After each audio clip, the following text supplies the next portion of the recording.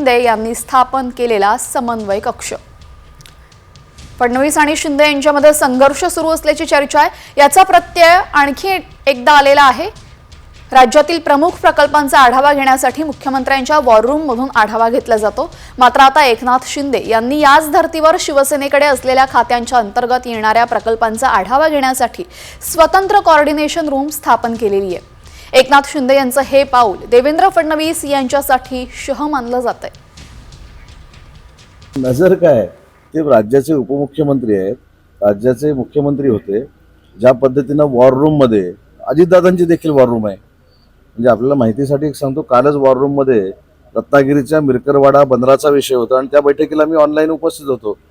त्याच्यामुळं शिंदे साहेबांनी एखादी गोष्ट केल्यानंतर स्वाभाविक आहे की ती बातमी झालीच पाहिजे।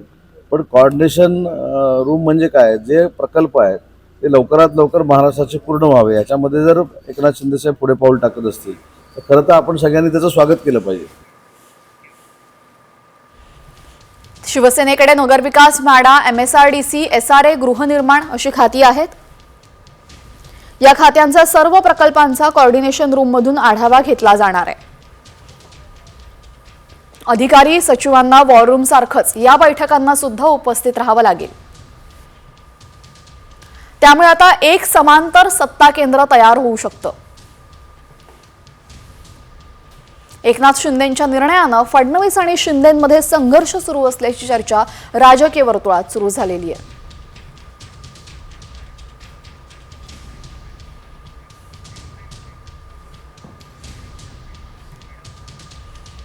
पालकमंत्री पदाचा तिढा अजूनही कायम आहे आणि हा तिढा कायम असताना उपमुख्यमंत्री एकनाथ शिंदे आज नाशिक दौऱ्यावर आहेत। नाशिकमध्ये एकनाथ शिंदेंची मतदार आभार सभा होणार आहे आणि या आभार सभेच्या माध्यमातून शिवसेना जोरदार शक्ती प्रदर्शन करणार आहे।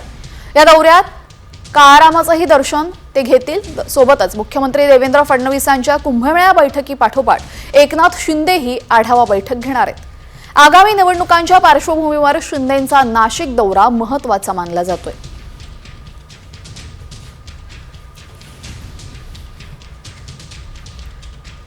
यानंतर आता पाहूयात राज्यातल्या 36 जिल्ह्यांमधल्या महत्त्वाच्या घडामोडी वेगवान स्वरूपात। पालघरच्या आंबेडकर चौक परिसरामध्ये राहत्या घराची संरक्षण भिंत कोसळलेली आहे। ही भिंत गॅरेजमध्ये उभ्या असलेल्या एका कारवर कोसळल्यामुळे कारचं मोठं नुकसान झालेलं आहे। ही घटना समोर लागलेल्या CCTV कॅमेऱ्यात कैद झालेली आहे। सुदैवानं यात कोणतीही जीवितहानी झाली नसली तरीही कारचं मात्र मोठं नुकसान झालेलं आहे।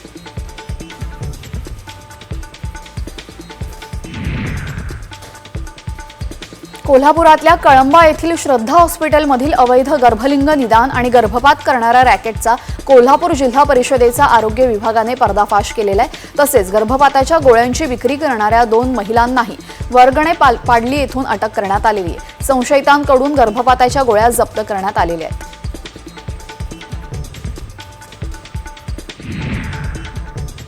कल्याणमधील शेर रोड इथं एका जमिनीच्या वादातून मोठा गदारोळ झाल्याची माहिती मिळते। जमिनीच्या मालकी हक्काचा वाद असल्याची प्राथमिक माहिती मिळते। तर या जमिनीच्या वादावरून शेतकरी कुटुंब आणि बिल्डर आमने-सामने आले। जमिनीवर शेतकरी कुटुंबीय आणि बिल्डर या दोन्ही गटांमध्ये आपला दावा करण्यात आलेला आहे।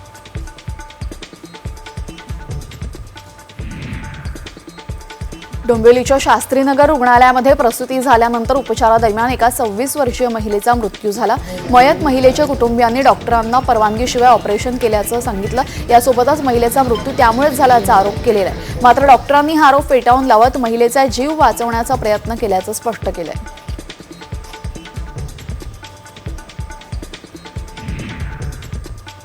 जळगावच्या पारोळा शहरामध्ये मोकाट कुत्र्यांनी तब्बल 15 जणांना चावा घेतलेला आहे। त्यामुळे नागरिकांमध्ये मोठी भीती पसरली आहे। तर पालिकेने या मोकाट कुत्र्यांचा तात्काळ बंदोबस्त करावा अशी मागणी करण्यात आलेली आहे। गेल्या अनेक दिवसांपासून पिसाळलेल्या मोकाट कुत्र्यांनी हौदोस घातलाय।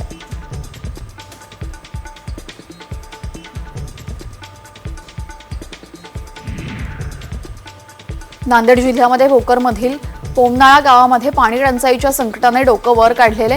गावापासून काही अंतरावर असलेल्या विहिरीवरनं पाणी भरण्यासाठी ग्रामस्थ गर्दी करतायत। महिलांना जीव धोक्यात घालून पाणी भरावं लागतंय। तसंच विहिरीच्या दूषित पाण्यामुळे नागरिकांचं आरोग्य धोक्यात आलेलं आहे।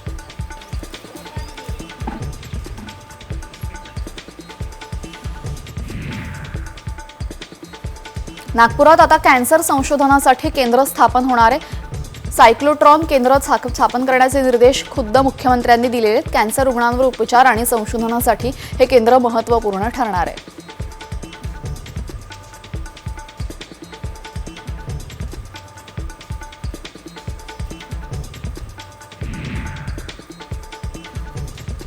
मुंबईतल्या गोरेगाव रेल्वे स्थानकावरनं एका 5 वर्षाच्या मुलाचं अपहरण करण्यात आलं। मात्र अवघ्या 24 तासांमध्ये आरोपींना पोलिसांनी बेड्या ठोकल्यात। बोरिवली रेल्वे पोलिसांकडून आरोपीला कल्याणमधून अटक करण्यात आली आहे। पोलिसांनी मुलाला सुखरूप आईवडिलांच्या स्वाधीन केलेले आहे।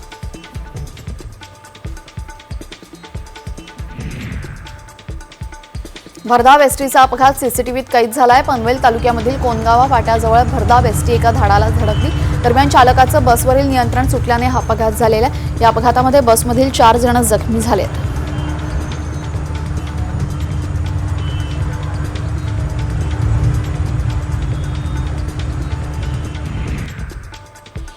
जालन्यात पंचायत समिती कार्यालयाच्या पाठीमागे असलेल्या सरकारी गोडाऊनला अचानक आग लागली। आगीमध्ये टेबल खुर्च्या आणि जुनी कागदपत्र जळून खाक झालीत। हे गोडाऊन पंचायत समितीचं आहे की जिल्हा परिषद कार्यालयाचं याची अद्याप माहिती समोर आली नाहीये।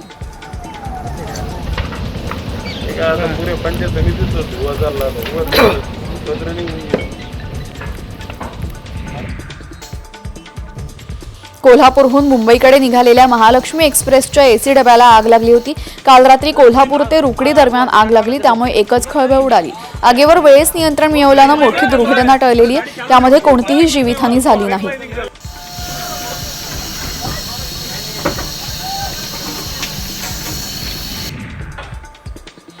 डोंबिवलीतील घारडा सर्कल जवळ 2 मजली इमारतीला अचानक आग लागलेली आहे। या इमारतीमध्ये बँक्वेट हॉल असल्याने लग्नासाठी आलेले लोक घाबरून बाहेर पडले। घटनेची माहिती मिळताच अग्निशामक दलाच्या 2 गाड्या घटनास्थळी दाखल झाल्या आणि आगीवर नियंत्रण मिळवलेलं आहे।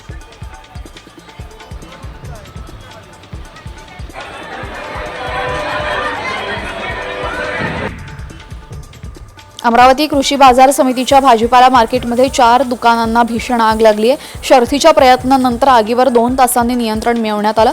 व्यापाऱ्यांचे लाखो रुपयांचे कांदा लसूण आगीमध्ये खाक झाले असून दुकानामध्ये वेल्डिंगचं काम सुरू असल्याने दुसऱ्या दुकानाला आग लागली।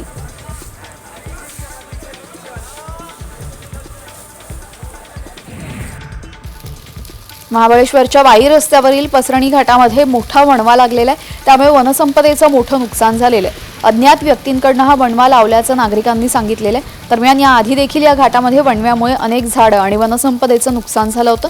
या वणव्यामुळे या रस्त्याने जाणाऱ्या येणाऱ्या पर्यटकांना देखील त्रास सहन करावा लागतोय।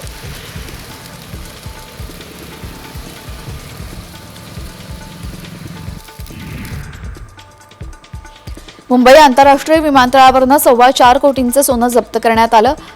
नैरोबीवरनं आलेल्या केनियन नागरिकांकडनं तब्बल 1,85,00,000 सोनं जप्त केलेले, तर 1,74,00,000 सोनं विमानतळावरील आगमन हॉलमधून जप्त करण्यात आलेले। दुबईच्या प्रवाशांकडनं देखील 61,00,000 सोनं जप्त करण्यात आलंय। 2 प्रवाशांना या कारवाईमध्ये अटक करण्यात आलेली आहे।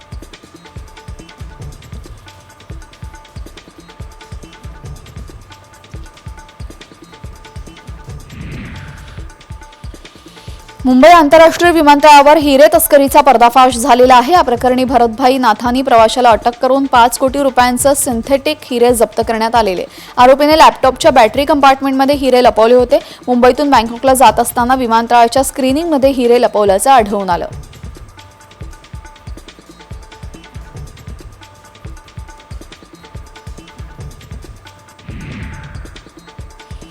नवी मुंबईमध्ये बांधकाम व्यावसायिकांच्या घरावर गोळीबार करण्यात आला। ऐरोली नाका इथं बांधकाम व्यावसायिकांच्या घरावर गोळीबार केलाय, मात्र गोळीबारामध्ये कोणीही जखमी झालं नाही। घराच्या भिंतीवर 2 राऊंड फायर केल्याची माहिती समोर आली। या प्रकरणी अधिकचा तपास पोलीस करत आहेत।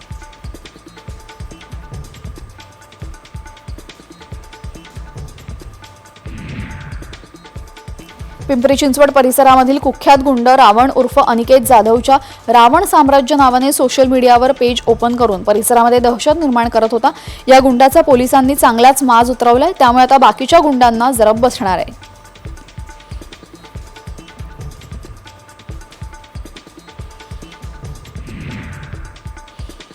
पुण्यातील ध्रुव ग्लोबल स्कूल बॉम्बने उडवून देण्याची धमकी देण्यात आली. स्कूलला बॉम्बने उडवून देण्याचा ईमेल मिळताच BDDS पथकानं स्कूलमध्ये जाऊन तपासणी केली. मात्र त्यांना तिथे कुठलाही बॉम्ब सदृश्य वस्तू आढळल्या नाही.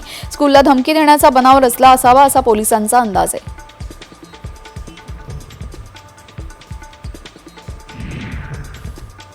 राज्य उत्पादन शुल्क विभागाच्या पथकाने 19 लाखांची बनावट विदेशी दारू जप्त केलेली आहे. या प्रकरणी तिघांना अटक करण्यात आलेली आहे. हे तिघे गोव्यावरून आणलेली दारू रिकाम्या बाटल्यांमध्ये भरून नव्याने स्टिकर लावून विक्री करत होते. कर्जतमध्ये या तिघांच्या गोडाऊनमध्ये छापा टाकण्यात कारवाई करण्यात आलेली आहे.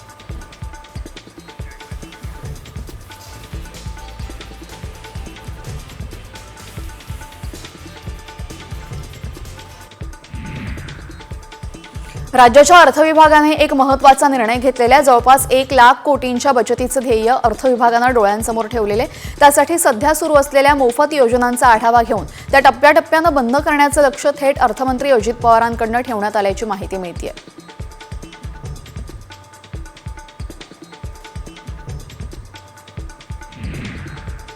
सरकार लाडक्या बहिणींना दर महिन्याला हप्ते जमा करतंय. त्यामुळे आता राज्याच्या तिजोरीमध्ये खडखडाट झालेला आहे आणि हा खडखडाट दूर करण्यासाठी दारूवरील कर वाढवण्याच्या हालचाली राज्य सरकारनं सुरू केल्या आहेत. जास्तीचे मद्य विक्रीचे परवाने देऊन आणि मद्यावरील कर वाढवून सरकार महसूल वाढीचं नियोजन करणार असल्याचं समजतंय.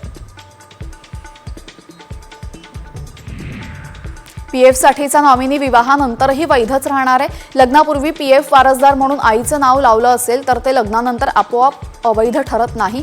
दरम्यान संबंधित कर्मचाऱ्याने वारसदार बदलण्यासाठी तसा लेखी अर्ज सादर करून नवीन वारसदार नेमणं आवश्यक आहे असा निर्वाळा एका प्रकरणामध्ये मुंबई हायकोर्टानं दिलेला आहे.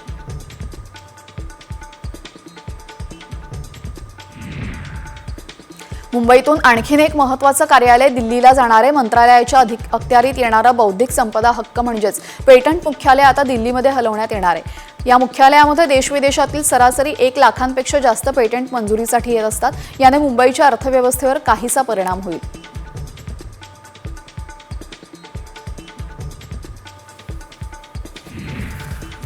मुंबईकरांचा बेस्ट प्रवास महागण्याची शक्यता आहे. बेस्टचं तिकीट दर दुप्पट करण्याचा प्रस्ताव असून त्यामुळे आता बसचे भाडे 5 वरनं 10 रुपये तर वातानुकूलित बसचं तिकीट 6 वरनं 12 रुपये होण्याची शक्यता आहे. बेस्टच्या वाढता तोटा आणि कर्मचाऱ्यांची देणी देण्यासाठी भाडेवाढीचा पर्याय स्वीकारण्यात येणार आहे.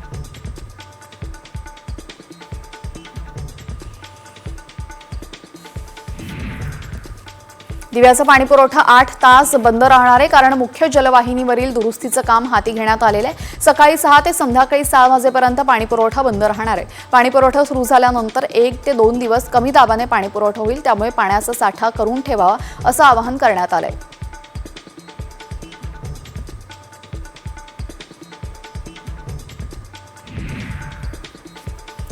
हायस्पीड इंटरनेट सेवा देणाऱ्या FWA साठी एअरटेलतर्फे नोकिया कंत्राट देण्यात आलेला आहे. या व्यवस्थेनुसार नोकियातर्फे एअरटेलला FWA आणि वायफाय ॲक्सेस पॉईंट दिले जाणार आहेत. यामुळे फायबर कनेक्टिव्हिटी नसलेल्या ठिकाणी उच्च दर्जाची ब्रॉडबँड सेवा एअरटेलला देता येणार आहे. एकाच वेळी 2 घरांसाठी वापरता येणार आहे.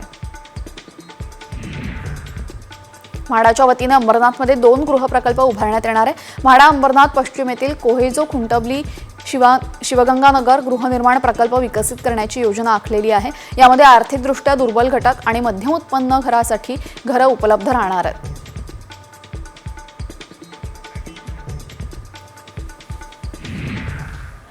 इंडियाज गॉट लेटंट या यूट्यूब शोमुळे सध्या समय रैना आणि रणवीर अलाहाबादी यावर देशपातळीवर टीका टिप्पणी होते आणि अशातच भाडीपाचा सर्वेसर्वा सारंग साठेचा अतिशय निर्लज्ज कांदेपोहे हा यूट्यूब शो सुरू आहे. हा शो आता मनसेच्याही निशाणावर आलाय. अतिशय निर्लज्ज कांदेपोहे नावाच्या शोमध्ये थिल्लर चाळे सुरू असल्याचा आरोप मनसेनं केलेला आहे. दरम्यान सारंगनं यावर काय उत्तर दिलेले आहे पाहूया.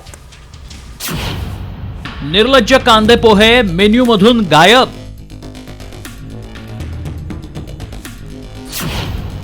भाडीपाचा सारंग साठे मनसेच्या निशाण्यावर. लेटंटच्या अश्लीलतेनं निर्लज्जतेलाही ब्रेक.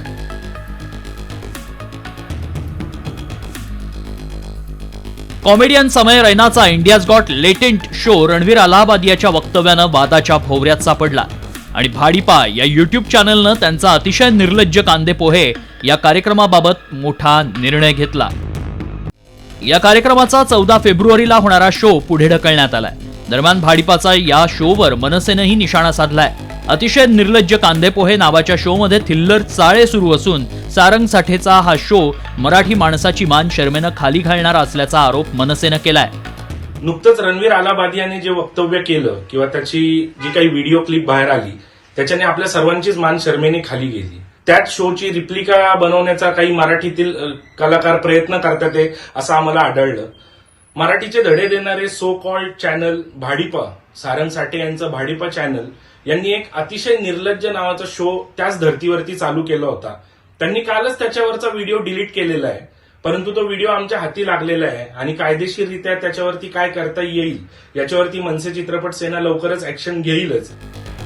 तर याबाबत सारंग साठेंनी आपली भूमिका साम टीव्हीवर व्यक्त केली आहे.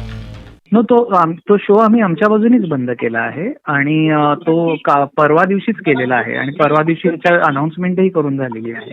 ओके. सो मला माहित नाही की आता बंदी आणू असं का म्हणतायत, पण मी ऑलरेडी तो बंद कॅन्सल केलेला आहे शो की वातावरण बघता आम्ही आगीत तेल घालण्याचं काम केलं नाही पाहिजे रिस्पॉन्सिबल क्रिएटर्स म्हणून, आणि त्याच्यामुळे आम्ही तो ऑलरेडी मागे घेतला होता शो. ते आत्ता का बातमी झाली मला माहित नाही. ओके. आणि तुमच्या त्या शो मध्ये जे तुम्ही शो करणार होता उद्या त्याच्यामध्ये काही आक्षेपार्ह येणार होतं का? काहीच नव्हतं, पण ते कम्पेअर होणार हे स्वाभाविक आहे. त्यामध्ये आक्षेपार्ह काहीच नव्हतं. आधीचा शो ज्यांनी बघितलाय त्यांना माहिती आहे आम्ही कुठल्याही शिव्या देत नाही. अर्थात त्याच्यामधला जो ह्युमर आहे तो आपला नेहमीचा ह्युमर नाहीये जे पण तो आपला मराठीतला दर्जा टिकूनच तुम्ही करता तशा पद्धतीनंच असणार होता तो पण. बरं. आणि मग आगामी ह्याच्यात तुम्ही कधी करणार आहात तो शो असं काही सध्या तरी नाही? आम्ही आता ही वेळ नाही तो विचार करायचा. बर. आणि आणखीन एक जर तू त्याच्यावर प्रतिक्रिया देऊ शकतोय की सध्याचं जे काही समय आणि यांचं झालंय रणवीर, तर त्याच्यावर तुला काही तुझं स्टेटमेंट कारण तुम्ही मराठीत खूप उत्तम पद्धतीने करता सगळं आणि तुमचं पण एक फॅन फॉलोइंग त्याच्याविषयी का बोलू शकत नाही, कारण का ते प्रकरण काय म्हणतात इतकं ताजं आहे. वर्ष 2015 मध्ये AIB या युट्यूबर ग्रुपनं असाच कार्यक्रम केला होता. त्यावरही जोरदार टीका करण्यात आली. काही नामवंत लोकांना या कार्यक्रमात आमंत्रित करायचं आणि उपस्थित कमेडियन मंडळींनी त्यांचा होता होईल तो वाईट भाषेत पाणउतारा करायचा, असं या कार्यक्रमाचं स्वरूप होतं. त्यात एरवी असभ्य म्हणून गणले गेलेले शब्द आणि भाषाही आलीच. अर्थात हा सर्व प्रकार मजेमजेनच घ्यायचा असल्यानं ज्यांना हे मान्य आहे तेच या कार्यक्रमात सहभागी होत असत. शिमग्याला एक दिवस जसं आपल्याला वाटेल ते बोलण्याची परवानगी असते, अगदी तसंच इन्सल्ट कॉमेडी या जॉनरच्या अशा कार्यक्रमांना आक्षेप असणाऱ्यांनी असे कार्यक्रम होऊच नयेत असं म्हणण्यापेक्षा ज्याची त्याची अभिरुची असं म्हणून त्याकडे दुर्लक्ष करायचं की अशा थिल्लर कार्यक्रमांवर टीका टिप्पणी करून त्याचं महत्व वाढवायचं, हा शेवटी ज्याचा त्याचा प्रश्न. ब्युरो रिपोर्ट, साम टीव्ही. आता बातमी आहे राजकीय वर्तुळातून महायुतीतल्या संघर्षासंदर्भातली. मुख्यमंत्री देवेंद्र फडणवीस आणि एकनाथ शिंदे यांच्यामध्ये संघर्ष सुरू असल्याची चर्चा आहे आणि त्याचाच प्रत्यय आता आणखी एका गोष्टीच्या निमित्तानं आलेला आहे. राज्यातील प्रमुख प्रकल्पांचा आढावा घेण्यासाठी मुख्यमंत्र्यांच्या वॉर रूम मधून आढावा घेतला जातो. मात्र आता एकनाथ शिंदे यांनी याच धर्तीवर शिवसेनेकडे असलेल्या खात्यांच्या अंतर्गत येणाऱ्या प्रकल्पांचा आढावा घेण्यासाठी स्वतंत्र कोऑर्डिनेशन रूम स्थापन केली आहे. एकनाथ शिंदे यांचं हे पाऊल देवेंद्र फडणवीस यांच्यासाठी शह असल्याचं मानलं जात आहे. राज्यात सुरू असणाऱ्या विविध प्रकल्पांचा आढावा घेण्यासाठी मुख्यमंत्री वॉर रूम आहे ती तयार करण्यात आली होती आणि आपण ही वॉर रूमच्या माध्यमातून खरं तर मुख्यमंत्री या सगळ्या प्रकल्पांचा आढावा आहे ते घेताना पाहायला मिळतात, कारण की राज्यातले सगळे सुरू असणारे प्रकल्पांचा महत्वाचा आढावा याच वॉर रूम मध्ये आहे ते घेतला जातो. आणि दुसरीकडे जर आता बघितलं असेल तर उपमुख्यमंत्री एकनाथ शिंदे यांच्या देखील समन्वय कक्ष निर्मितीची देखील आता चर्चा सुरू झालेली आहे, कारण की मुख्यमंत्र्यांच्या वॉर रूमच्या बाजूलाच हा जो 7व्या मजल्यावरची जी कॅबिन आहे आणि याच ठिकाणी आता समन्वय कक्ष आहे ते होताना पाहायला मिळणार आहे आणि या समन्वय कक्षामध्ये देखील आता जे एकनाथ शिंदेच्या विभागातर्फे असणारे वेगवेगळे प्रकल्प आहेत आणि या सगळ्या वेगवेगळ्या प्रकल्पांचा आढावा देखील आहे त्या या समन्वय कक्षातून घेताना पाहायला मिळणार आहे। त्यामुळे आता मुख्यमंत्र्यांच्या वॉर रूमलाच कुठेतरी शह देण्यासाठी समन्वय कक्ष तयार केला जातोय का अशी देखील चर्चा आता रंगलेली पाहायला मिळते। व्हिडिओ जर्नलिस्ट प्रवीण सह गणेश कवडे, साम टीव्ही मराठी, मुंबई।